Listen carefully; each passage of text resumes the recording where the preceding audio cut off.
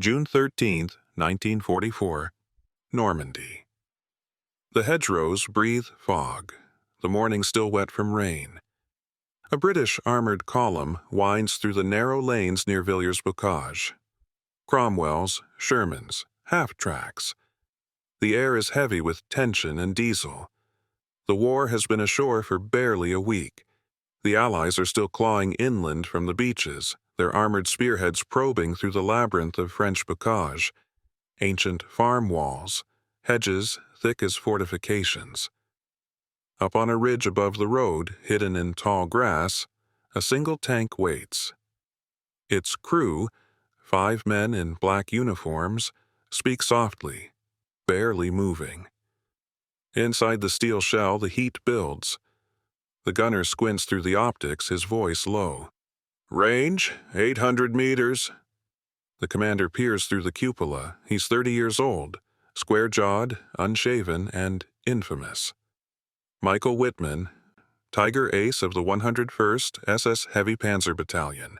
Over 130 kills to his name. A man the Allies call the Black Baron. He adjusts his binoculars. Through the magnified lens, the column creeps forward, unaware. British tanks packed close, infantry riding on top. To Wittmann, it looks like a gift. "Feuer frei," he whispers. The first shot erupts like thunder. The 88-diameter shell screams downrange, slamming into the lead Cromwell. The tank explodes, flipping its turret into the ditch. Seconds later, another shell tears through the column, then another. Chaos. British crews scramble, some jumping from their hatches. The Tiger's gun traverses with mechanical grace, the next shell finding a Sherman, then a half-track. In less than 15 minutes, an entire company burns. Smoke rises through the hedges like ink in water. The Tiger advances slowly, almost methodically, its tracks grinding over debris. For the men on the ground, it feels less like battle and more like execution. Allied radio traffic crackles with disbelief. "One Tiger! It's just one tank!" Commanders shout for air cover, artillery, anything. But there's nothing nearby. Wittmann's crew reloads again and again, the brass casings clattering on the turret floor. He halts at the edge of Villers-Bocage, the barrel still smoking, his headset filled with the sound of panicked British voices. For a moment, it feels as if the old legend is real. The invincible German war machine, precise and merciless. But the perfection has limits. Wittmann's Tiger has outrun its column. His radio is dead. His fuel is low. The gearbox is overheating, a chronic flaw of every Tiger. And he's alone, deep behind enemy lines, in a machine that costs as much as 10 Shermans but can barely move 5 miles without a mechanical fault. As he orders his crew to retreat, a British Firefly, the rare Sherman armed with a 17-pounder gun, spots him from the flank. It fires once. The round misses, ricochets off a wall, explodes in a shower of dust. Wittmann reverses down the road, treads groaning, engine roaring. The Tiger vanishes into the smoke. That morning, the legend of the Tiger grows. One tank destroying an entire armored column. Propaganda spreads across Germany like fire. To the soldiers reading the reports, the Tiger seems unstoppable. But in the fields beyond the smoke, American tank crews prepare for their next push. Hundreds of Shermans line the hedgerows, engines idling, mechanics tightening bolts. They've read about Wittmann. They've heard the stories. They also know the truth their generals keep repeating. Don't duel, outnumber, surround, call artillery, keep moving. The Tiger kills beautifully, but it dies slowly. And in a war of movement, slowness is death. In the next 2 months, thousands of Shermans will pour into Normandy, and the myth of invincibility will meet the reality of arithmetic. Wittmann's name will become legend. The Tiger will become fear itself. But fear, like armor, can be penetrated. This is the story of how numbers crushed perfection. To every Allied soldier in Normandy, the Tiger was not just a tank. It was a nightmare made of steel. In their minds, it could appear from nowhere, shrug off shells, and erase platoons with a single shot. Every explosion, every burned-out Sherman, was blamed on a Tiger. It didn't matter that most were actually Panzer IVs or Panthers. To the men on the ground, the difference was irrelevant. The Tiger was the boogeyman of Europe. German propaganda had done its work well. Posters and newsreels showed the Tiger as an unstoppable beast, its 88mm gun firing in slow-motion glory.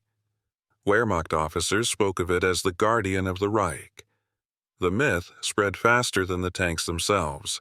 Even in the U.S. and Britain, intelligence reports exaggerated its presence.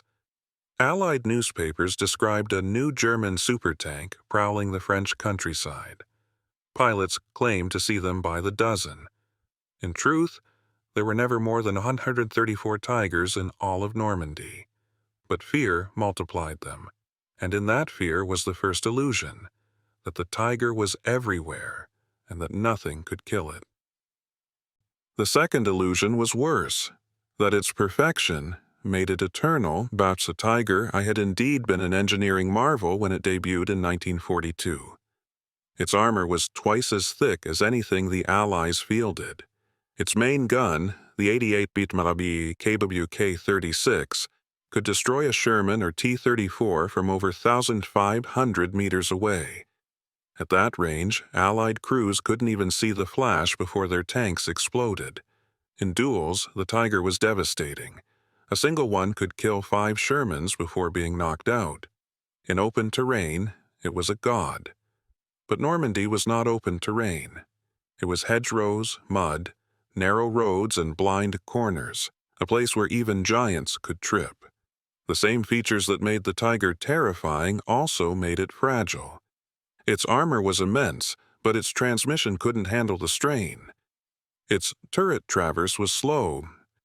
Its fuel consumption was obscene, 5 gallons per mile. A Tiger couldn't cross a bridge without checking the weight limits and couldn't travel 20 miles without a repair stop. Meanwhile, the Sherman was everything the Tiger wasn't: fast, light, simple, and everywhere. The Americans didn't worship perfection. They mass-produced competence. But the men on the ground didn't know that yet.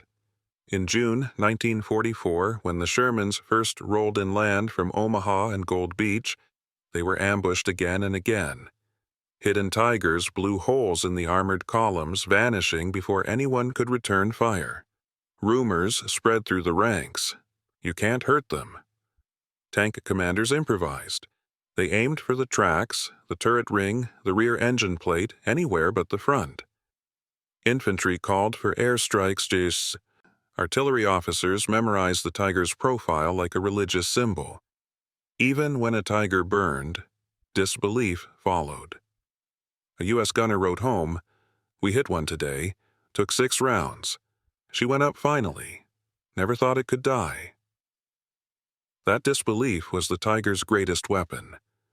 Fear multiplied its reach far beyond its numbers. But fear is fragile. As the Allied advance deepened, mechanics began studying captured wrecks. They found a different story inside: cracks in the gearbox, oil leaks, welding flaws, and poor field maintenance. The Tiger's brilliance had come at the cost of reliability. German crews loved the power, but cursed the upkeep. Many Tigers broke down before reaching combat. Others were destroyed by their own crews when they ran out of fuel and couldn't retreat. Even Wittmann himself complained in a letter home, "The Tiger is strong, but it is not made for a long war. It is too heavy for the roads, too hungry for the fuel, too delicate for the mud." The myth of invincibility was collapsing under its own weight. The Tiger could win any duel, but duels didn't win wars. The Sherman was already rewriting the rules. It didn't need to be perfect. It just needed to be present. And for every Tiger that rolled into battle, 50 Shermans waited somewhere beyond the hedgerows. The myth would die not by superior firepower, but by repetition, by the same unstoppable arithmetic that had already conquered the skies with Mustangs and bombers. In Normandy, the Tiger would roar one last time, but the roar couldn't drown out the sound of 1,000 engines starting at once. The duel between the Sherman and the Tiger wasn't born on a battlefield. It began in two factories, one powered by an empire of oil, steel, and labor, the other strangled by its own genius. In Germany, tank design was an art. Engineers at Henschel & Sohn, the company that built the Tiger, treated each vehicle like a masterpiece. Hand-fitted armor plates, custom machined parts, precision tolerances that mud or dust could seize a turret. The Tiger wasn't a tank, it was a cathedral on tracks. Each one took 300,000 man-hours to complete. The armor slabs had to be heat-treated and milled by hand. The complex suspension system, interleaved road wheels, was designed for smooth travel on asphalt, not for French farm lanes clogged with mud. Its Maybach engine was powerful but temperamental, a mechanical diva that demanded constant attention. When a Tiger rolled out of Kassel, it was a symbol of German engineering perfection. A machine so overbuilt it seemed invincible. But perfection had a price. Every hour spent crafting one Tiger was an hour lost building 4 Panzer IVs or 10 Stooges. Germany's economy, under constant bombing, couldn't afford both brilliance and volume. By 1944,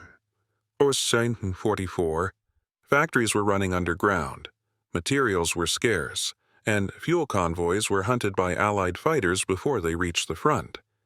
Across the Atlantic, the United States approached war like an industrial equation. Detroit didn't build tanks. It built systems. At the Ford Highland Park plant, a Sherman tank came off the assembly line every 30 minutes. Workers didn't handcraft components, they bolted standardized ones together. Steel plates arrived on rail cars, engines from Chrysler, transmissions from General Motors. A single blueprint governed every Sherman built across dozens of factories. It was a kind of mechanical democracy. Everything interchangeable, replaceable, repairable. The Tiger's engine needed factory specialists for maintenance. The Shermans could be swapped out in a field workshop by a sergeant with a wrench. The Tiger's parts were unique to each vehicle. The Shermans were universal. Even the armor reflected that difference. German engineers built complexity. American engineers built consistency. The Tiger's armor was 100 mm thick and nearly invulnerable head-on, but every millimeter added weight, which strained its drive system and required more fuel. The Sherman used thinner armor, 50 mm on the hull, but relied on sloped design and mobility. It wasn't meant to resist, it was meant to evade. It was the difference between a duelist and an army. By mid-1944, the numbers told the story. Germany had built just 1,347 Tigers in total. The United States had built 49,234 Shermans. That ratio alone was staggering. But the true difference was deeper: operational readiness. Only 35% of Tigers were combat-ready at any given time. The rest sat in depots, waiting for parts that would never come. Shermans, by contrast, maintained over 80% readiness, even in the worst conditions. Damaged tanks were towed to the rear, repaired overnight, and returned to service within days. To the American Army, tanks weren't individual assets. They were consumables in a continuous flow. To the German Army, tanks were heirlooms. And the war no longer rewarded heirlooms. Behind every Sherman stood the power of American logistics: ships, cranes, pipelines, repair crews, and a continent that never stopped producing. Behind every Tiger stood scarcity, precision, and desperation. One army built weapons to win duels. The other built weapons to win attrition. The contrast was so extreme that captured German engineers couldn't comprehend it. One Henschel technician later said, "The Americans built tanks like we built typewriters, efficient, identical, disposable." The Allies didn't design perfection. They designed persistence. And persistence doesn't break down in the mud.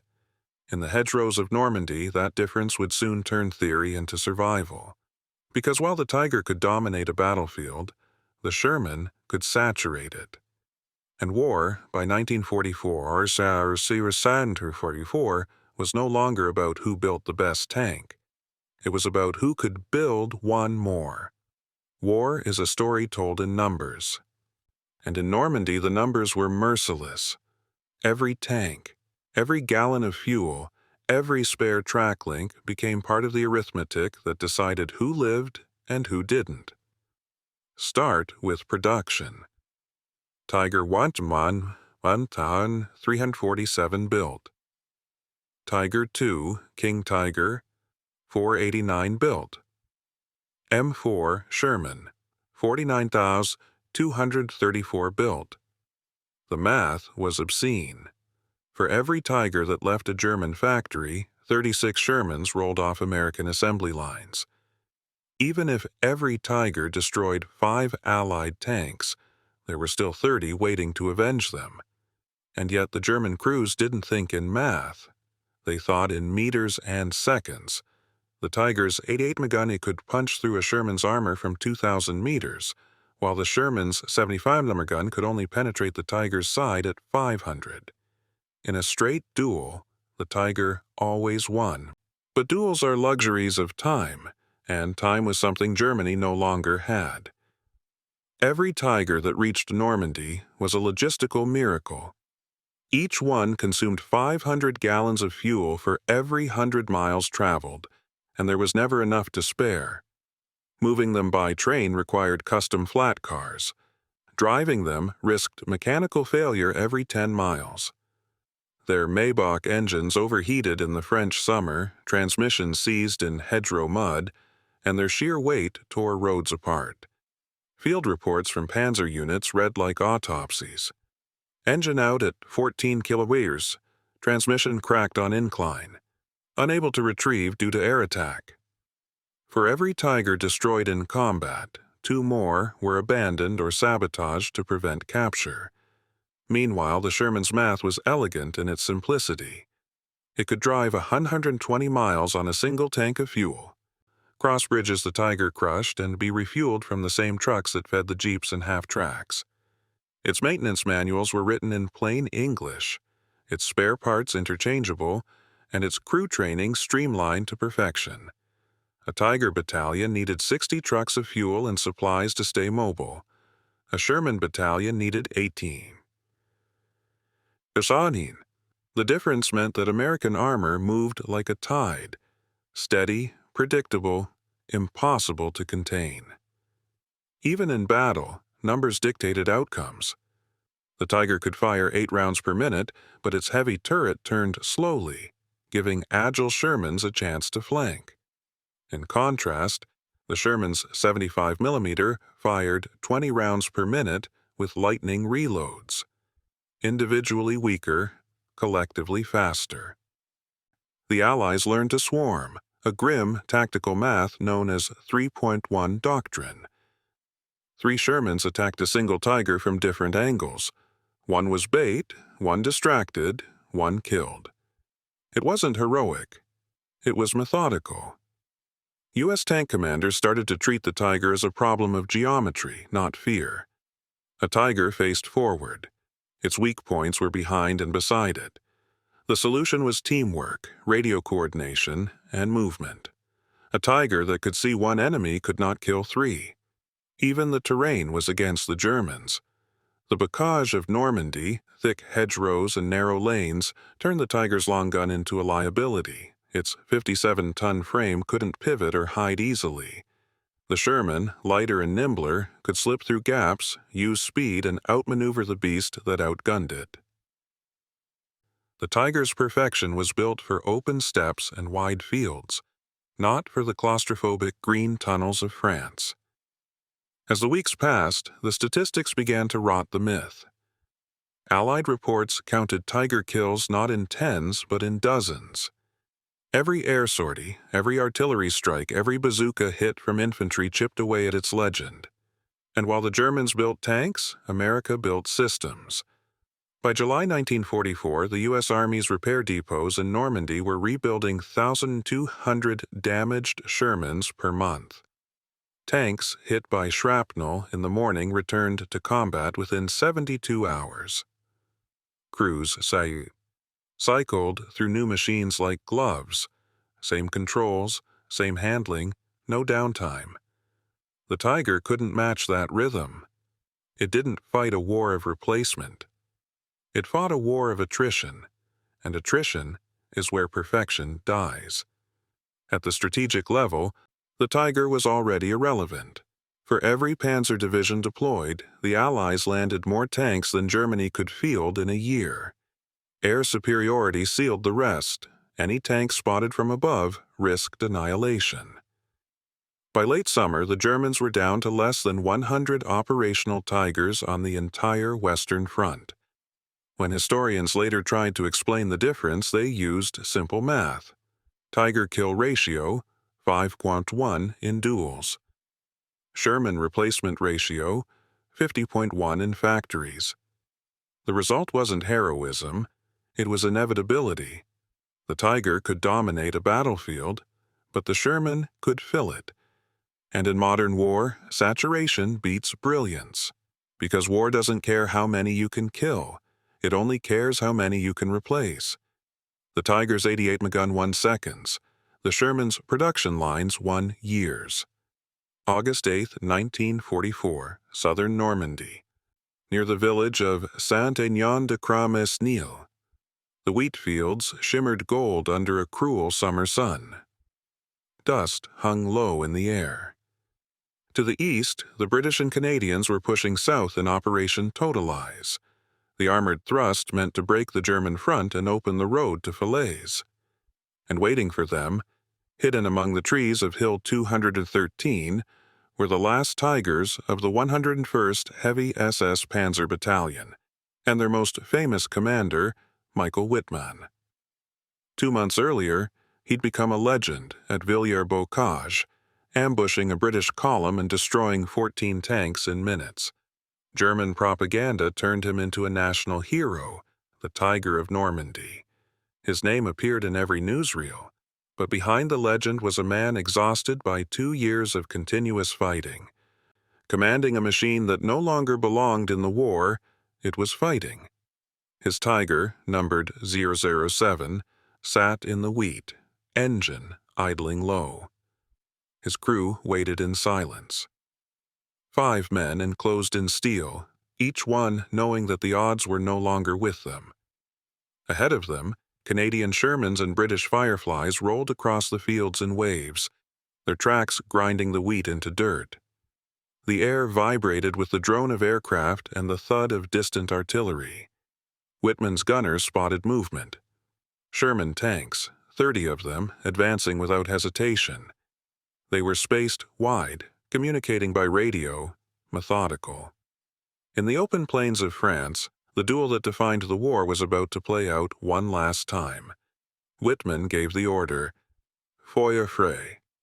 The Tiger's 88mm gun cracked, its shell streaking across 1,200 meters and slamming into a Sherman, which erupted into flame. The second shot destroyed another, then a third.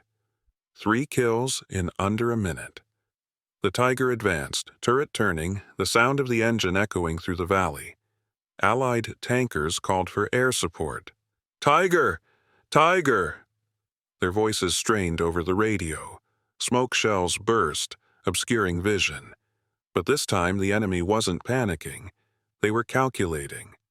Among the British column was a Sherman Firefly, equipped with the fearsome 17-pounder gun, one of the few Allied weapons capable of piercing a Tiger's frontal armor.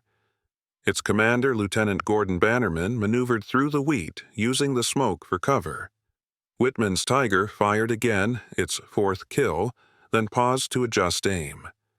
In those few seconds, Bannerman's Firefly stopped, aligned its gun, and fired. The first shot missed. The second hit. A bright flash, then an explosion. Not a burn, but a detonation. The Tiger's turret blew clean off, landing yards away in the field. Wittmann and his entire crew were killed instantly. At 12:55 p.m., the most feared tank commander in Europe was gone. The Germans didn't even recover his body until days later, after the front had collapsed. The charred wreck of Tiger 007 became a landmark, the end of the myth that had terrified Allied troops for 2 years. Wittmann's death was more than a tactical event. It was symbolic, the collision of two philosophies in one explosion. His Tiger was the pinnacle of mechanical artistry, hand-built, invulnerable, and slow. Bannerman's Firefly was a modification of a mass-produced tank, simple, ugly, and quick. Both crews were brave. Both fought with skill, but only one was fighting for a system that could replace what it lost. When Wittmann's Tiger died, it took 300,000 man-hours of German labor with it, and 5 irreplaceable men. When Bannerman's Sherman burned later that same week, another rolled off a ship at Cherbourg to replace it. By the end of August, the road to Falaise was open. The German 7th Army was trapped in the Falaise pocket, hammered by artillery and airstrikes. Over 50,000 German soldiers were killed or captured. Only a handful of Tigers escaped the encirclement. Most were abandoned, sabotaged, or destroyed by their own crews. Wittmann's legend lived on in German propaganda, but even his superiors understood the truth. One officer wrote in his after-action report, "Courage cannot replace logistics. Skill cannot replace fuel. The Tiger is our greatest weapon and our greatest mistake." In the ruins of Saint-Aignan-de-Crampsnil, British soldiers stood around the smoldering carcass of 007. Its turret lay inverted in the field, its armor twisted like foil. The Allied cameramen filmed quietly. One murmured, "So, that's the Tiger." The myth had finally met its arithmetic. The tank that once defined fear had become just another wreck on the road to Germany. From that day on, no one doubted the outcome of the armored war. The Tiger had proven that perfection could kill, but only numbers could win.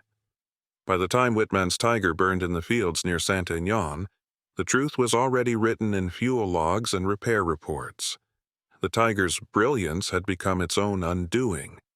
Every part of its design, its strength, its power, its glory, came with a mathematical penalty. A Tiger I weighed 57 tons, nearly twice the weight of a Sherman. Its engine strained just to move its own armor. On a flat road, it could reach 24 miles per hour. In mud, it crawled at walking speed. Every kilometer risked a breakdown. Its transmission, designed for a lighter prototype, shattered under stress. The interleaved wheels that gave it a smooth ride clogged with dirt and froze in winter. Replacing one required removing several others, a 10-hour job even for skilled mechanics. Field units began referring to them as garage queens. When a Tiger broke, it stayed broken. By summer 1944, German reports revealed an operational readiness rate below 35%. Most Tigers never reached the front. Those that did often arrived half-fueled, with maintenance crews scavenging parts from wrecks. Every Tiger destroyed by air attack represented weeks of lost work, tons of wasted steel, and a logistical network that no longer existed. The Reich's fuel system was disintegrating. Allied bombers targeted the synthetic fuel plants at Luna, Pulitz, and Blechhammer. By July 1944, Germany's fuel production had dropped by 80%. Even elite SS Panzer divisions received only a fraction of their needed gasoline. Tanks were towed to battle by trucks, driven in short bursts, then hidden in barns. The Tiger's perfection demanded a perfect supply chain, but the supply chain was dying. The Sherman, meanwhile, thrived in imperfection. Its lightweight meant it could cross bridges, climb hedgerows, and move through fields without tearing up roads. When it broke, it could be repaired on site. If it burned, it could be replaced. Germany built masterpieces. America built a flow. That flow was what crushed perfection. To understand how the math collapsed, look at a single panzer battalion. In early 1944, it might receive 10 Tigers. Within a month, 2 would be destroyed, 3 immobilized, and 4 waiting for spare parts. 1 would remain operational. But American and British intelligence didn't even need to know this. They saw it from the air. Aerial reconnaissance photos from Normandy showed the same pattern again and again. Rows of abandoned Tigers with black scorch marks, often destroyed by their own crews after running out of fuel. The Tiger's design philosophy had been built for blitzkrieg: short campaigns, abundant resources, secure logistics. But Normandy was a siege, a slow grind through mud and attrition. Every mile of advance cost the Germans a machine they could not replace. Even the crews felt the collapse. Diaries recovered from SS tank units tell of exhaustion, not glory. One gunner wrote, "The tank is a fortress, but we are prisoners inside. The air belongs to them, the roads belong to them, and soon the fuel will belong to them too."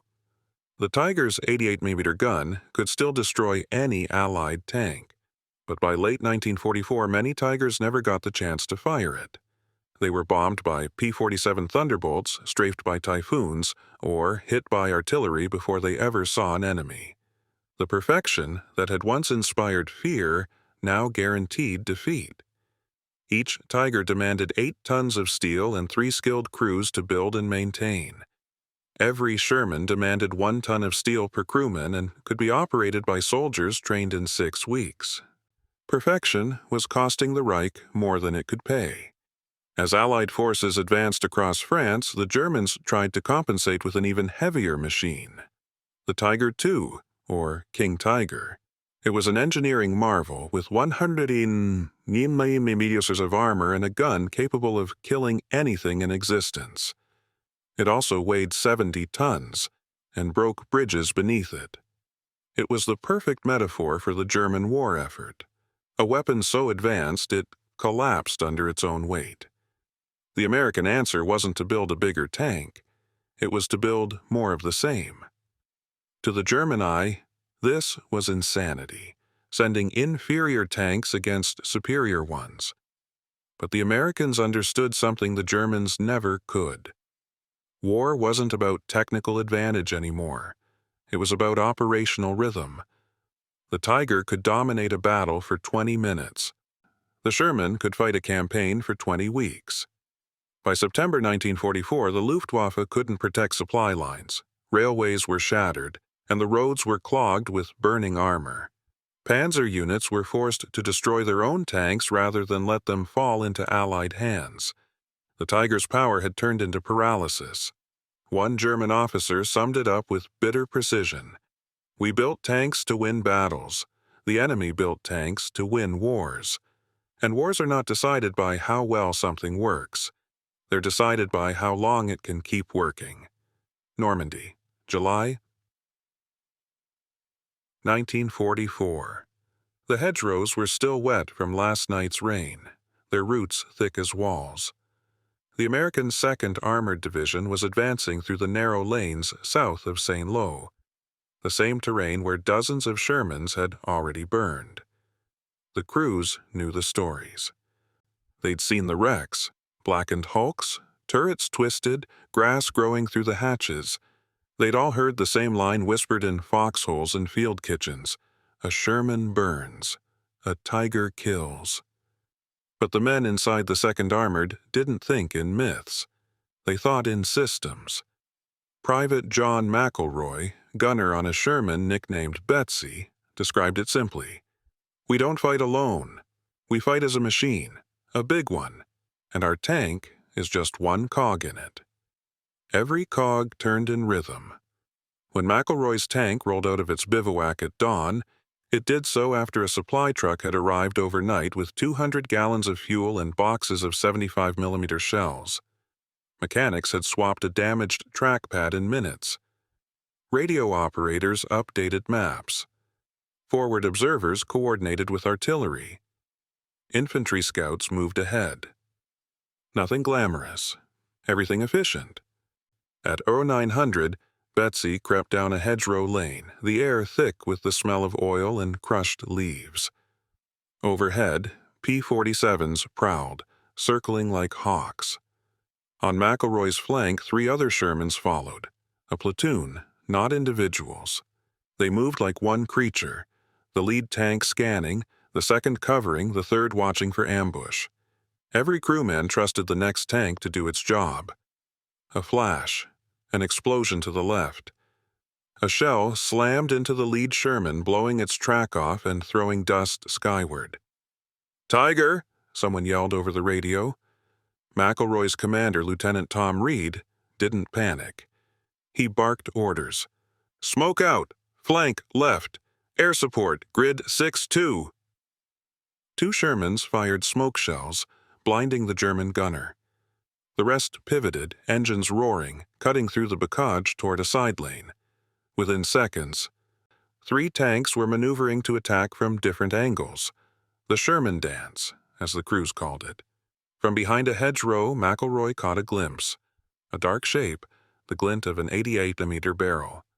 A Tiger, broadside, unaware of their movement. Reed's voice came through the radio. "Target, flank shot, 300 yards, fire!" McElroy fired once. The shell struck low, denting the armor. The Tiger turned, its turret grinding. McElroy fired again, this time at the tracks. Sparks flew, the German machine jolted to a stop. Then, from above, a roar. A P-47 Thunderbolt screamed in from the clouds, dropping 2 500-pound bombs. The explosion lifted the Tiger off the ground. When the smoke cleared, its hatches were open, its gun silent. The whole skirmish had lasted less than 5 minutes. But the difference between the 2 sides could be measured in how quickly they recovered. Within an hour, the wrecked lead Sherman was already being towed back to a repair depot.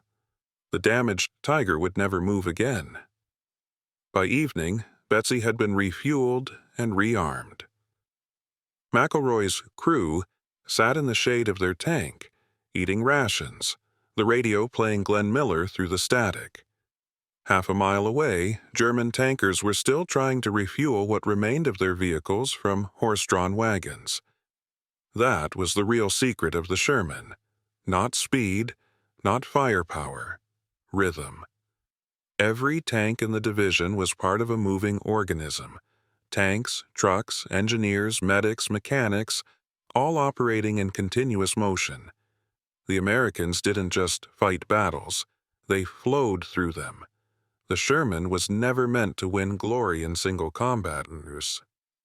It was designed to keep fighting when others couldn't. To be fixed, replaced, refueled, repeated. When asked after the war how the U.S. managed to overwhelm the German panzers, one ordnance officer said, "We didn't outshoot them, we outserviced them." Even German prisoners noticed it. A captured Tiger gunner told his interrogator, "We kill one of your tanks, 3 more come. We hit one column, another follows. You fight like machines." He wasn't wrong. Behind every Sherman was a logistics line 3,000 miles long, a continent of factories, ports, and ships, feeding an unbroken supply of men and machines. Every replacement tank that arrived in Normandy wasn't just metal. It was time. And time was the one resource Germany no longer had. By late July, the 2nd Armored Division's Shermans were no longer afraid of Tigers. They respected them, but they knew how to beat them. Stay mobile, stay connected, and never stop moving. One mechanic summed it up better than any general. You can't stop something that never stops. The Sherman didn't win because it was the best tank. It won because it never gave up the fight. July 20th, 1944. The outskirts of St. Lo, a shattered city reduced to stone and smoke. The hedgerows were gone, replaced by rubble and twisted steel. Every street corner was a death trap. Every intersection had a gun waiting behind it. For weeks, the U.S. First Army had fought through these killing grounds, losing hundreds of tanks and men.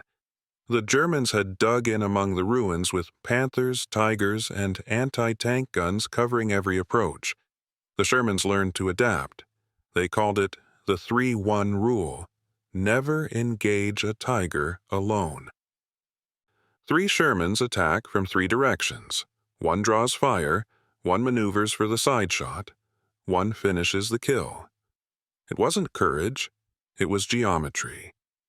At dawn, a column of 15 Shermans from the 3rd Armored Division rolled through the fog toward Hill 192, their goal to punch through the last German line before St. Lo itself. Among them was Lieutenant Frank Grady, commanding a tank named Miss Fury. His orders were clear: take the ridge, hold the road, and expect Tigers. He didn't have to wait long. From a tree line to the north, a German Tiger opened fire. Its 88mm shell struck the lead Sherman and turned it into a fireball. The shockwave rattled Grady's teeth. Smoke filled the road. "Tiger ahead! 600 meters!" Grady's voice came through calm but firm. 3-1, 3-2, 3-3. Flank maneuver, smoke out. Within seconds, the formation split. The 1st Sherman stayed in the open, firing high-explosive shells just to draw attention. The 2nd cut right through the fields, its tracks tearing up crops. Grady's tank veered left, pushing through a row of ruined cottages, bricks scraping the hull. The Tiger fired again, hitting the decoy. The tank exploded, turret blown clean off. The crew didn't make it.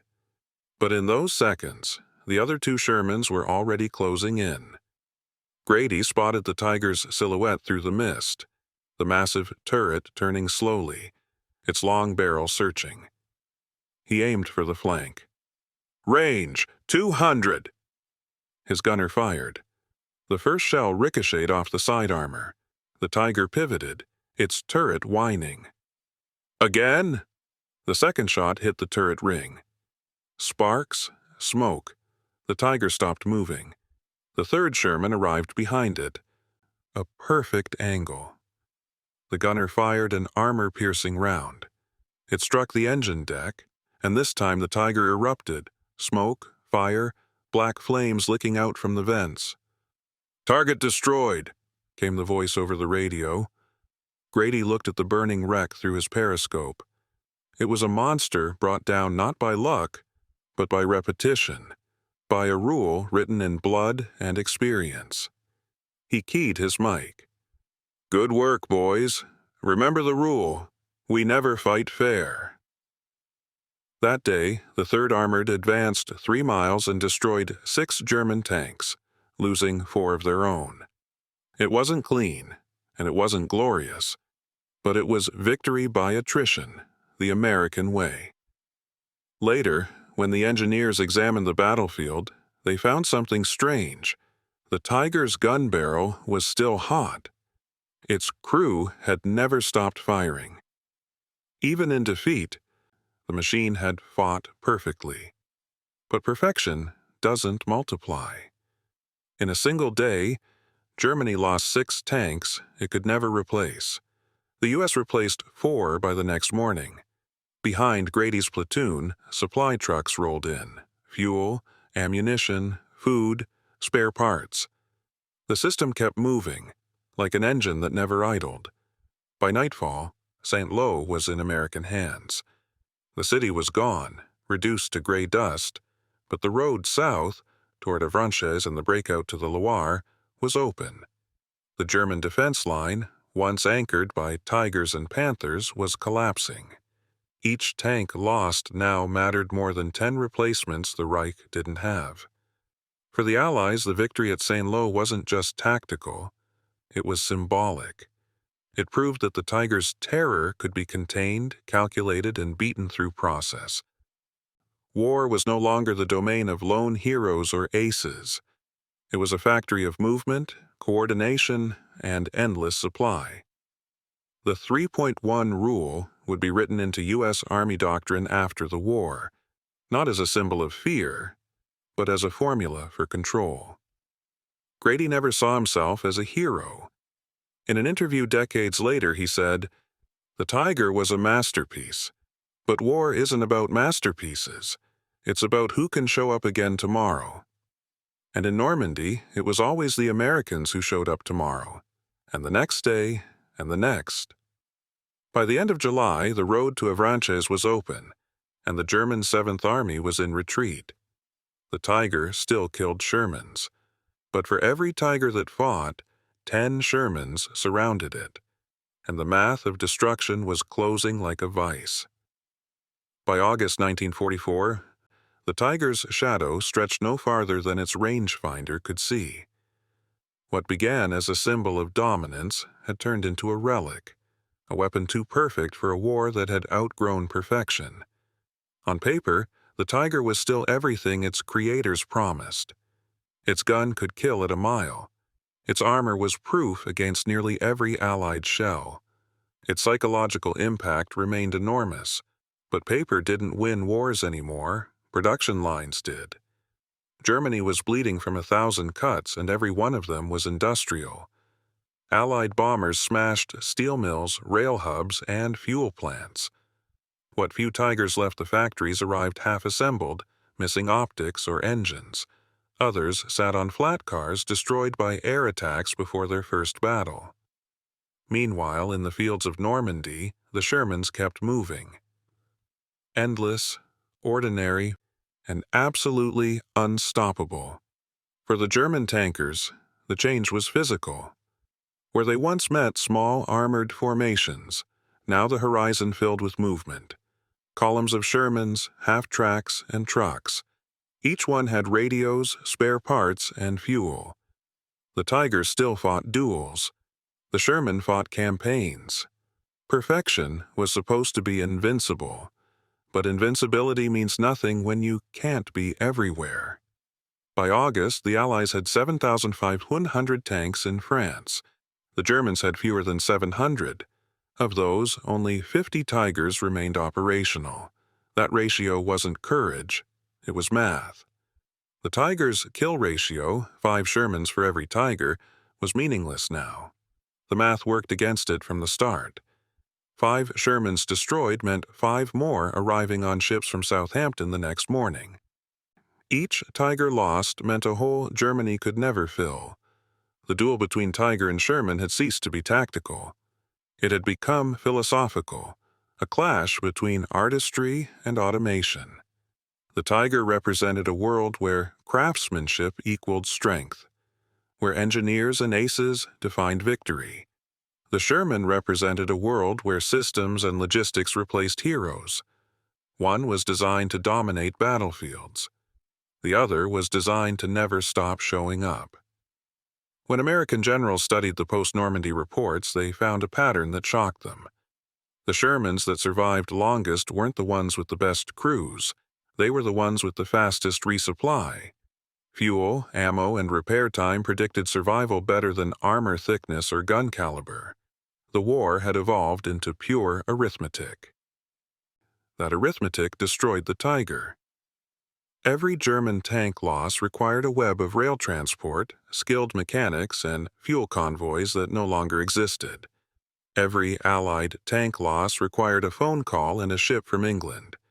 In Normandy, the Americans didn't need to outfight the Germans. They needed to keep the numbers in motion. One historian later called it the assembly line of annihilation. Even the Germans began to see it. After the war, a captured panzer officer admitted, "Your tanks were not better. Your system was better. You fought with a network. We fought with pride. Pride dies faster." That is the heart of the verdict. The Tiger was magnificent, a mechanical god in an age of machines. But it was born in a nation that could no longer afford gods. The Sherman was mortal, flawed, and ordinary, but it belonged to a nation that could build infinity out of ordinariness. Quantity became quality. By the time the Allies reached the Seine, most surviving Tigers were immobile hulks, their fuel tanks empty, their tracks mired in mud. American engineers towed them off the roads just to clear the way for the next wave of tanks. One war correspondent watching a column of Shermans roll past a wrecked Tiger wrote, "The Germans built a masterpiece. The Americans built a movement." That movement rolled from Normandy to Paris, from Paris to the Rhine, and from the Rhine to Berlin. It never stopped. The Tiger died not because it was weak, but because it was alone. The Sherman lived not because it was strong, but because it belonged to something larger, a system that could think, adapt, and replace itself faster than any enemy could react. War had changed forever. The age of singular machines, of aces, heroes, and monsters, was over. The new era belonged to those who could multiply power through process. The Tiger's gun was brilliant. The Sherman's factory was divine. And when the smoke cleared over Normandy, the numbers had spoken their final truth. Perfection doesn't win modern wars.